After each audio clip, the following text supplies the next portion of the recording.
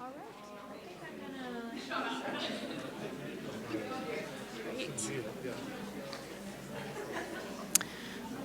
Good evening. Thanks one more time for coming out and joining us for the Teacher Education Program Induction. So just a quick raise of hands. Who are new to the Teacher Education Program? Raise your hands. Welcome. We're so excited to have you with us. And the student teaching send-off ceremony. Who of you are going out to student teach either fall or spring of this coming academic year? Yeah, we're excited to have you. Thanks. And for all of your +1s or +2s who came out to support you, because we know that it really takes a village of folks to help us through our educational journey.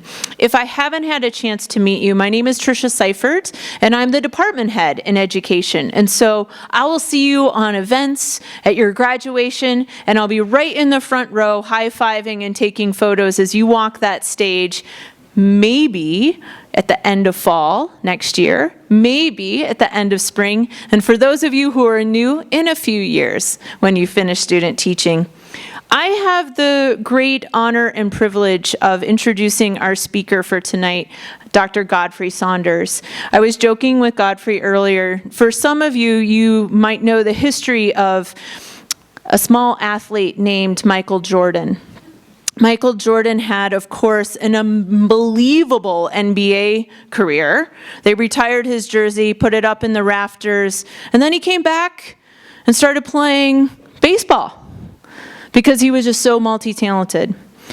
Dr. Godfrey Saunders is our Michael Jordan.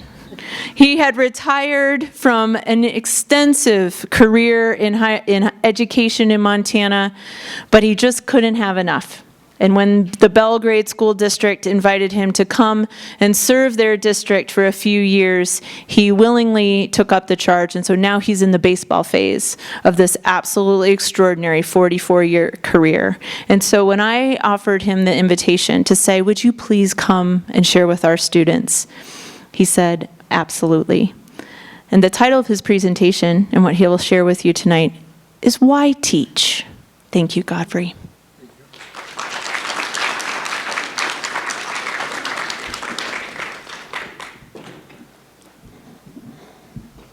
Thanks, Trish. And thank you.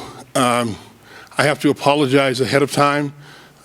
Tonight is our Honor Society induction at the high school, and it's odd. It's kind of funny because Waded Cruzado is doing that speech, and I'm up here doing this one.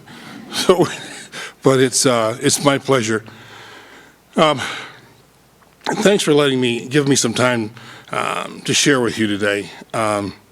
I like to spend our time together helping you understand the why of public education, that you have an important career if you choose this one, the most important career in the world, and that you do make a difference. Because you see, education chose you. You didn't choose education. You didn't know that, did you? From the minute you stepped in that classroom, or from the minute you looked at this and it appealed to you, there was a reason. Education chose you. Many people have been exposed to this thing we call education, but it only sticks to those that have the courage to fight the good fight for kids. Not everyone can do this work. Why is it important? Because we need warriors for education, ladies and gentlemen. There's never been a time when public education has had to face such a formidable task as today. It's being attacked from many angles, especially politically and financially. It takes great courage and perseverance to face the onslaught that you might face. You may not believe at some point in your career that you don't have the courage, but you do. Fate will never give you anything that you cannot handle. I used to ask my mom, I never hear you complain about anything, because we had not much. And I said, why is that? No matter if she was ill, whatever, hungry. I said, why don't you complain? She said, because God knew that I could handle it, but our neighbors couldn't, so he gave it to me. Fate won't give you anything you can't handle. But when you get out in this world, in education, you'll find tough situations. My advice to you is to be like the willow, not like the oak. Bend, but don't break. It's okay to cross your lines in the sand. Know where they are. But never cross your lines in the soul.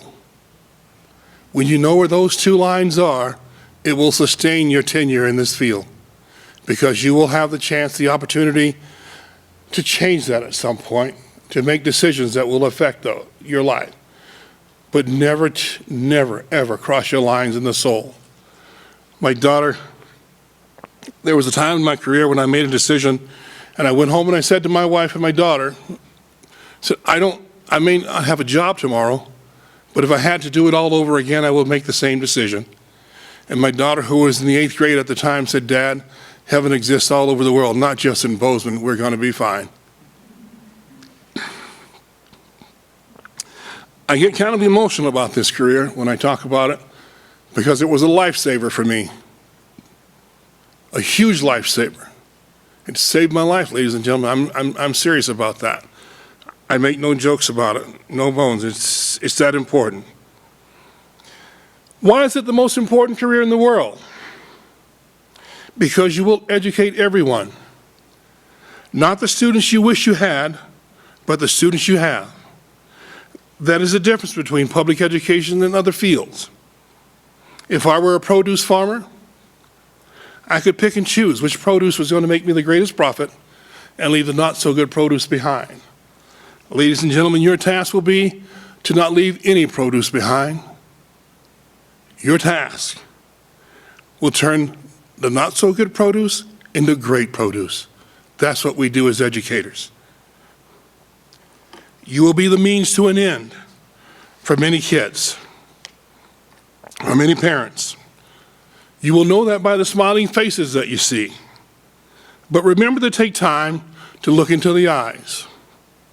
Smiles can be deceiving, but the eyes never lie. Look there and you will see the hope for the future. Hope that needs to be nurtured, hope that needs to be challenged, hope that needs to be disciplined, and hope that needs to be assured. You will see the hope of all Lola Bells. You don't know Lola Bell, but I do. Lola Bell was my mom. And she had no formal education, extremely wise. She believed in the importance of education wholeheartedly. She was extremely religious, didn't drink, didn't use drugs, didn't smoke, but she swore like a fiend. She was dedicated to her kids. Tough life. In between the beating she endured from my dad, she still maintained her self-respect and dignity. She raised 7 kids. My dad was pretty itinerant. He was there and he was gone. He was there and he was gone. But she raised 7 kids. She said, when I go to heaven, God, I hope he forgives me because he knows that I love my kids more than him. She had one dream, one hope. That dream and hope that her kids would take the best opportunities of the world to take advantage of the education that they had, to take advantage of getting a great education, to get the best education they could, to go as far in education as they could. 2 kids followed through with that. My older sister and myself. But you know, when I got to college, I could not write a complete sentence. I could not speak well. But I graduated high school. There were 2 professors. I was there on a basketball scholarship. I fought all the time. I could fight, but I couldn't do anything else. And I know a lot of my anger had to do with my inability to do what other kids were able to do, the simple things. But there were 2 professors, Dr. Blanche McManus and Dr. Ed Siebel. They took the time on Saturdays to help me.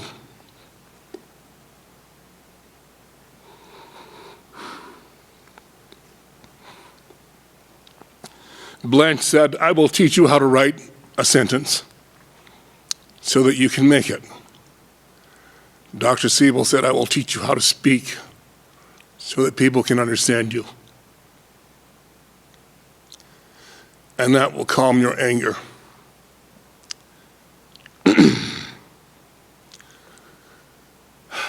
I owe a great debt to those folks. Education saved my life because, you see, when I left home, my mom said, "You need to leave. If you stay here, you're going to be a junkie, in prison, or dead." But because of that experience in Dillon, Montana, my 4-year degree, I got it.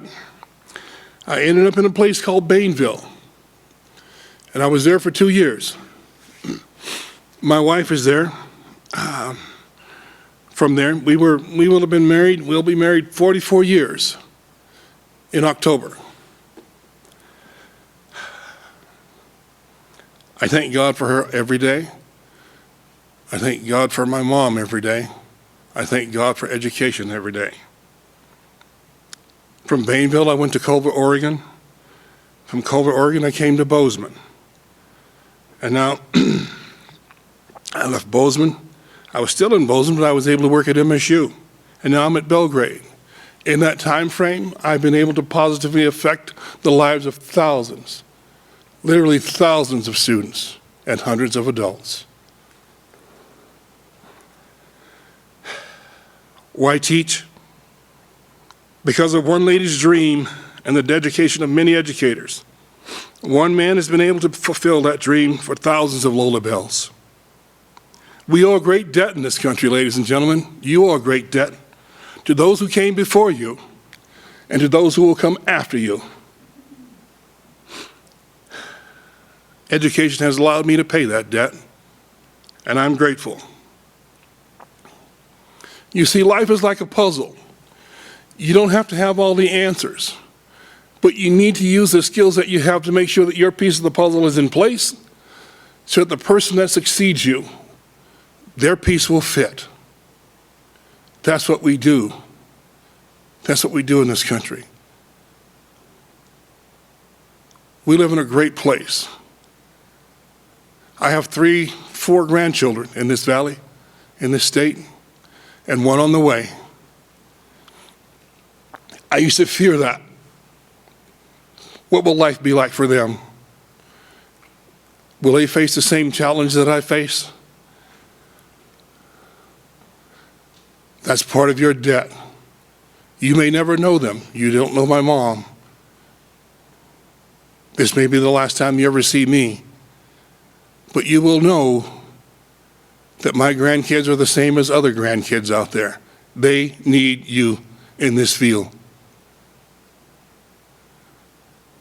You won't get wealthy, but I had a chance when I was in Billings one time. I was in the hospital for 13 days. And they didn't know if I was going to live or die.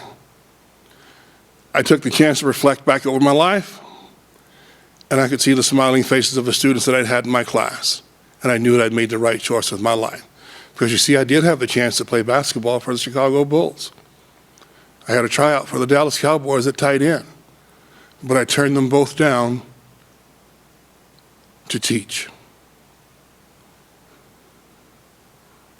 Take the chance that you have. Accept the challenge to change the lives. Accept the challenge to make this a better place.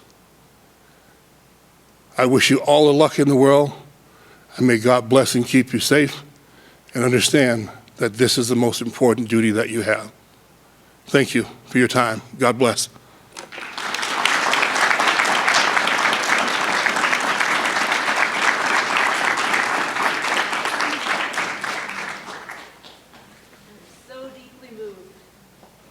Thank you.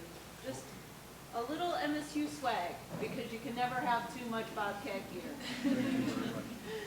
Thank you. Oh, thank you. Ooh.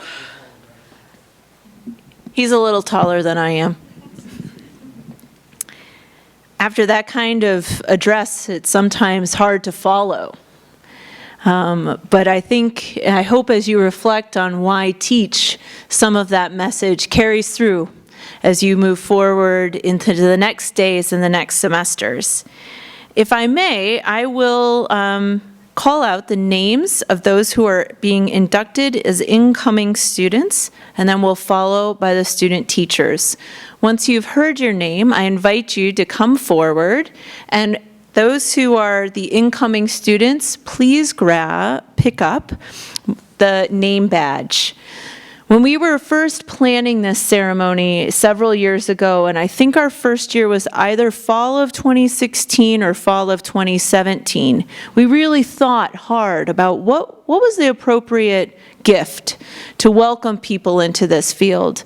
And we know that the only way to get into the door is to have a name badge. And so this seemed like the appropriate way to welcome you into the field of education. And for those of you who are moving on into student teaching, we invite you to pick up a book, Catch and Release, written by one of our own former professors in the health enhancement area. We will then we'll ask the inductees to take their seats, and then we'll invite those who are student teaching to stay up and share some words of wisdom and advice with all of you.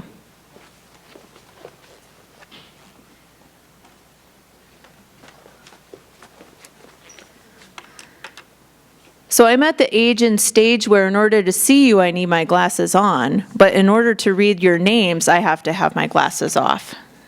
So we will start with our first inductee, Jane Abel. Welcome, Jane. Next who signed in is Brooke Johnson. Brooke, welcome. Bradley Kalaveg. Welcome, Bradley. Ryland Schmidt. Welcome, Ryland. Tyler Schwartzbach. Welcome, Tyler. Brittany Steiger. Welcome, Brittany. Avery Stokes. Welcome, Avery. Kristen Vincent. Welcome, Kristen. Drew Morgan. Welcome, Drew. And Andrew Ferret. Welcome, Andrew.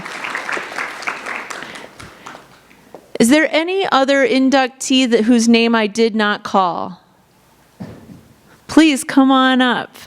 You'll have to. Anyone else? I think we should give another round of applause for our newest inductees.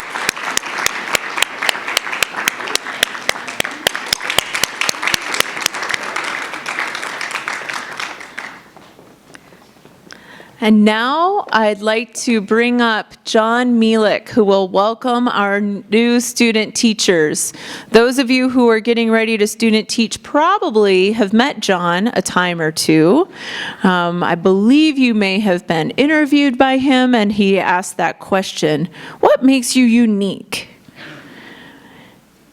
It's one of John's signature questions, and it's a great one to think about as you're getting ready to be an educator. What is the unique thing that you bring to your classroom, and what advice will you share? And so, John, I'll turn it over to you.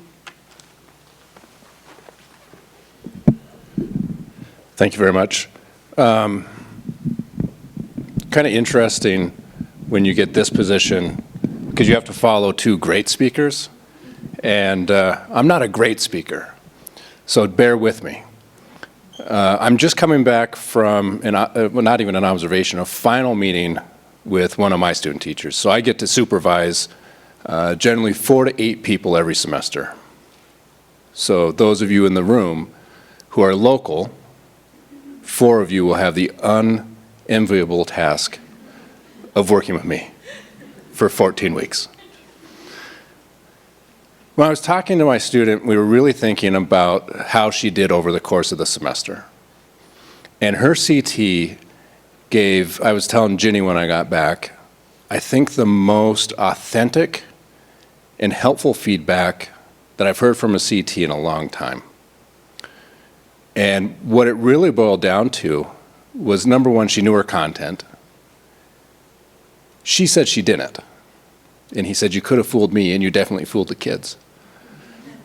But every night she would go back to her apartment, she would read what she was going to teach the next day. Over the weekend, she would create her lesson plans for the week out, and then she had it, that, kind of that foundation knowledge, and then the night before she's studying again. And what she's thinking about is, what kind of questions are they going to ask? And the way she really got to know what questions that they were going to ask is she got to know the kids. And so what he said is, out of anything that she did during this experience, it was getting to know those kids. So I kind of think about it as the ABCs, always build connection. I've supervised a lot of student teachers. I've worked with at least 12 or 13 over the years. It's always about that connection. So those of you that are gearing up to go out to your student teaching, you've had classroom management, you've had methods, you know your content. I saw a comment up here, I don't know, someone in here wrote it, but I don't remember who. You know more than you think you do. And you're more ready than you think you are. You're going to have the entire summer to psych yourself up and down for this experience. You're going to have good days and bad days as you think about heading out. But you're ready. If you weren't ready, Ginny would have called you into a private meeting and let you know. No one here had that meeting with Ginny, so you're good. But remember, everything that we've taught you at this point is theoretical. You're going to go out and you're going to work with my kids. You're going to work with someone else's kid. They're not theories.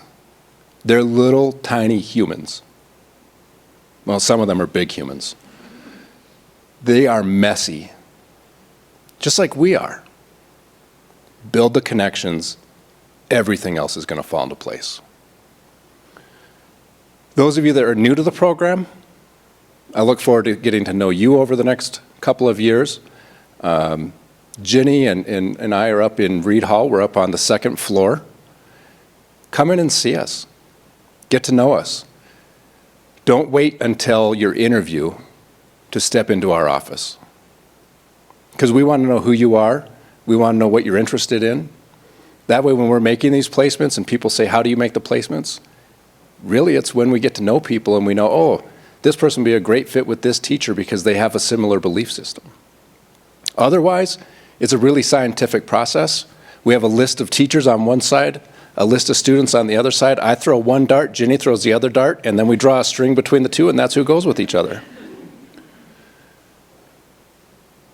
Come see us. Come get to know us. One of the things I always think about for someone who's brand new to the program is I can say whatever I want to say, and it's going to kind of go over your head. Because I'm old and I'm boring. So what I want to do is I want to invite the people who are going to student teach next semester to come up to the front of the room. I warned all of you about this. And I want them to give you advice about this program, how to be successful, maybe what rumors not to listen to, just maybe their best piece of advice, not necessarily teaching related, but more about how to survive this program. And none of you are coming, so I'm going to start calling you one at a time. Adam, Katie, Kalani, come on, get up here. No, you're all coming. All of you are coming, yes.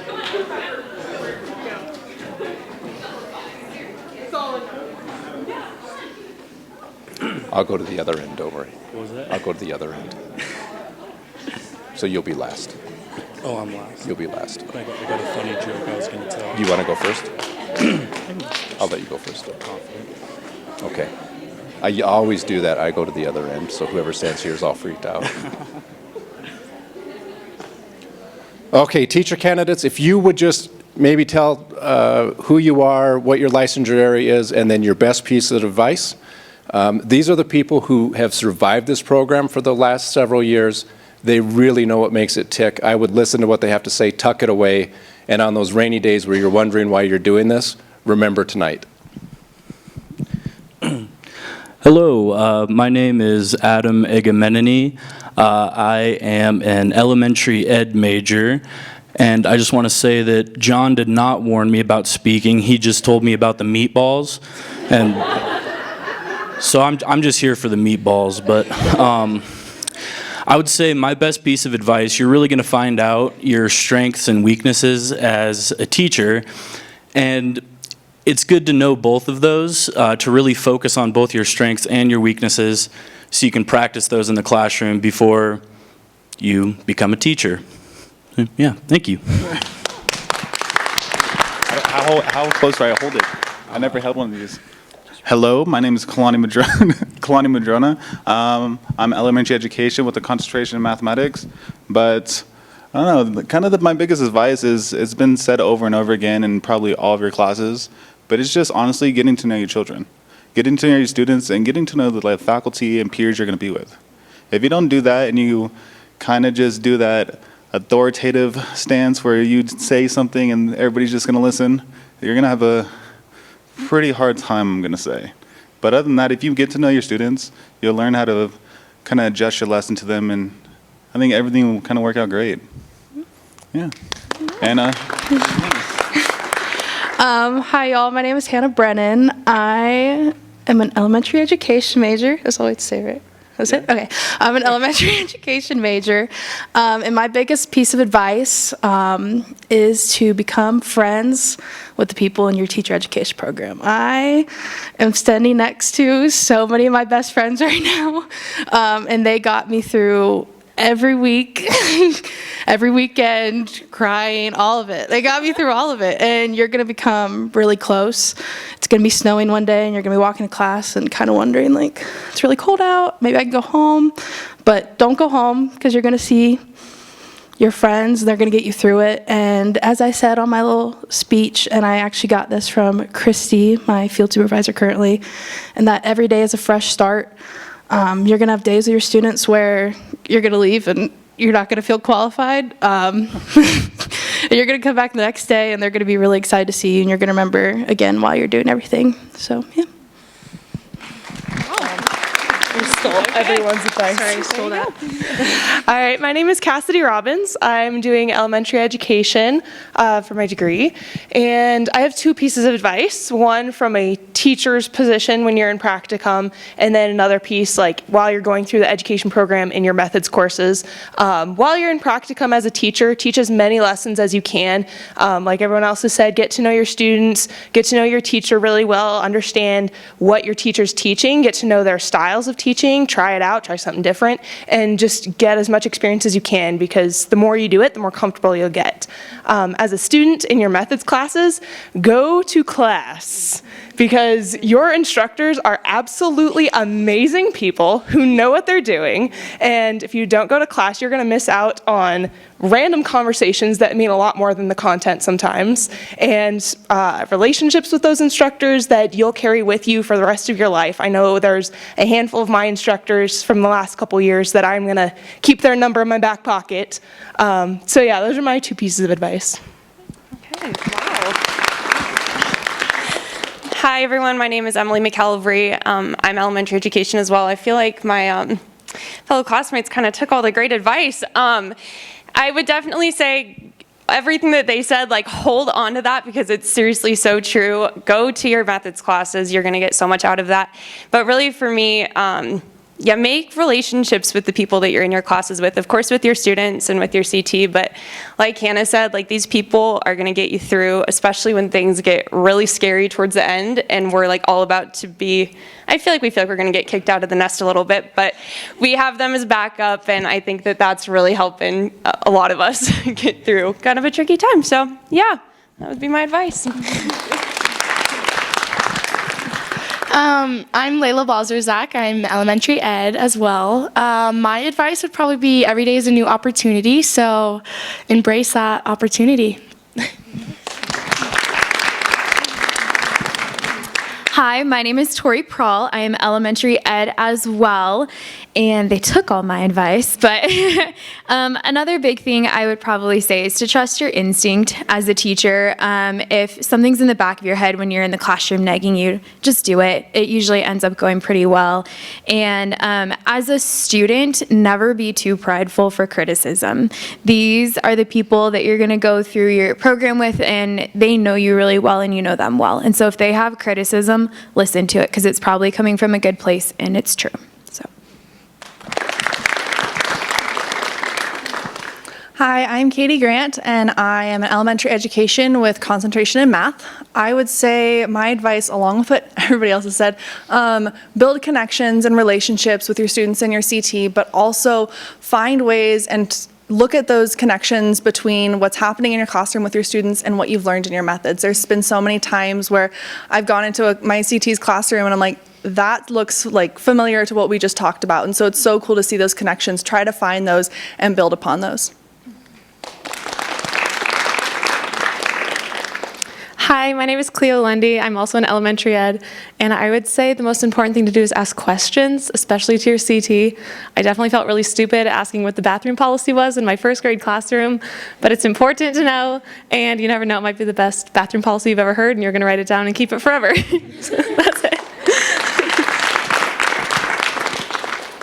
I'm Ariana Matson. I'm an education major.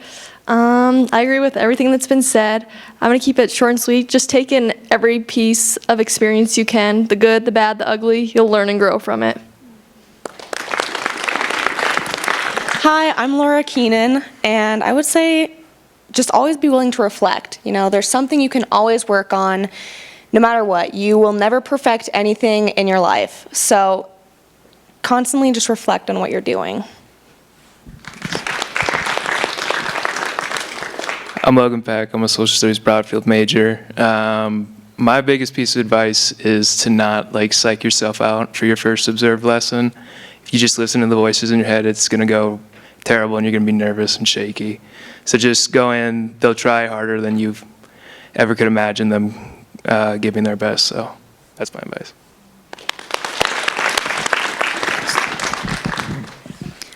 Hi, I'm Ayla Johnson, and I am a social studies Broadfield major and a history education major. My advice when going into the program is go in with an open mind. You don't necessarily have to take up all the advice that's given to you, but at least listen and go with what feels right for you. Everyone has a different teaching style, and that is okay. Hello, I'm Emily Hutchins. I'm art education, and my advice would be to have fun. Teaching doesn't have to be boring. Kids don't like that. Nobody likes that. So just have fun. Have a good time. My name is Sean Coik. I'm an art ed, and I'll say have fun is one of my recommendations, and then teach the kiddos every day, but at the same time learn something every day from the kids as well.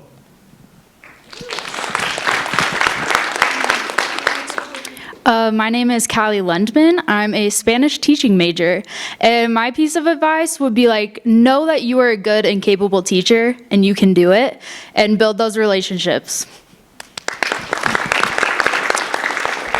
My name is Ella McKillop. I'm also a Spanish teaching major, and I think that the most critical thing I've learned through being in this program is to not be afraid to put yourself out there and make connections with your professors, because you would be amazed at the opportunities that they can put you in touch with. I'm Allison Sauer. I'm a social studies Broadfield teaching major. My advice is to start collecting teacher clothes now, because you need them every day. Yeah. My name is Darby May, and going off of what Allie said, embrace your cool before your whole wardrobe is teacher clothes, and then get yourself some friends who are gonna compliment you every teacher piece of apparel you bring.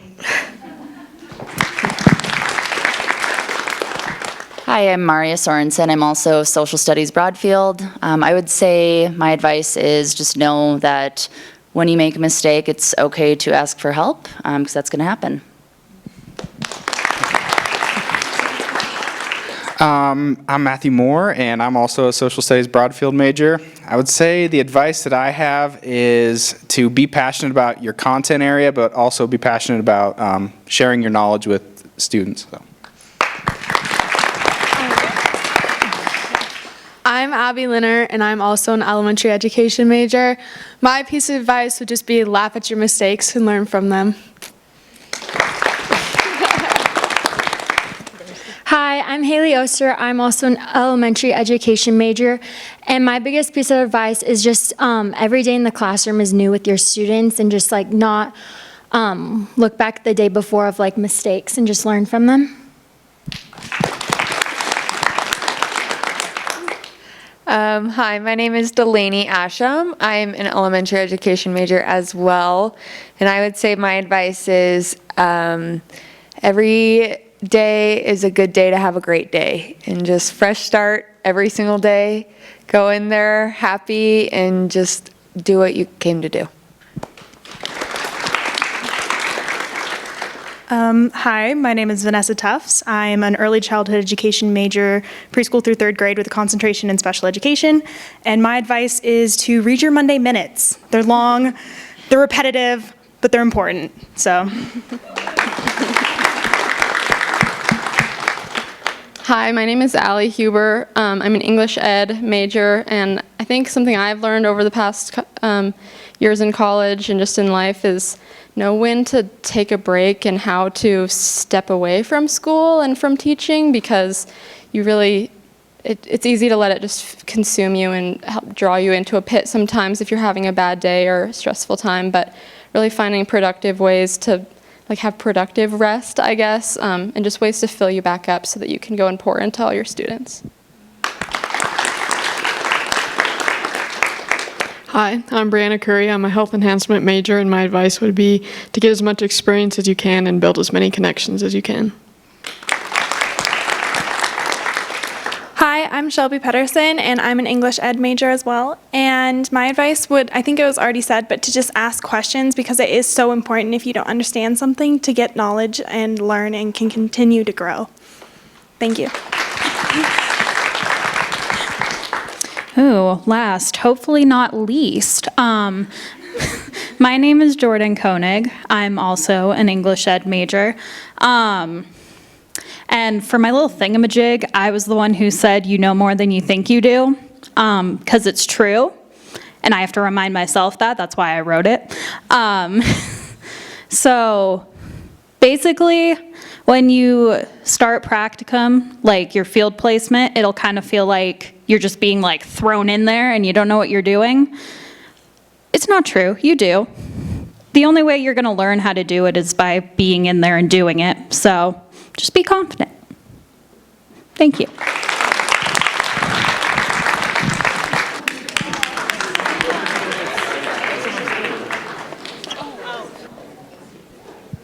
Well, as we transition here, we're at the point where we're going to wrap up.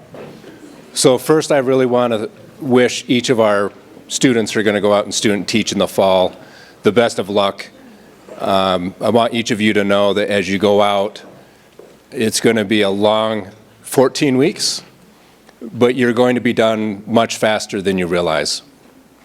You're going to have your REP, your lessons, all the things that are going to take up your time. When that 14th week hits, you're going to have no idea that you are actually finished. It's going to come fast and furious. Just hang in there. It'll get done. When you go in the first couple days, it's going to feel like it's going to take forever, but that won't last. For those of you that are new to the program, we really look forward to supporting you over the next couple of years. We want to get to know you, use your advising center. As a student teachers were mentioning, really get to know your faculty, build those relationships with them. And each of you, thank you for coming tonight. It's great to see all of you. There's plenty more food. Please feel free to help yourself. Adam, I saved you a couple meatballs. Just grab those. Enjoy the rest of your evening. Thank you again. We'll look forward to seeing you next time. Thank you. Hello. So we have Ziploc baggies. So all of you should capitalize on the food that's left over. The meatball amount is extraordinary. So make sure to grab some food on your way out.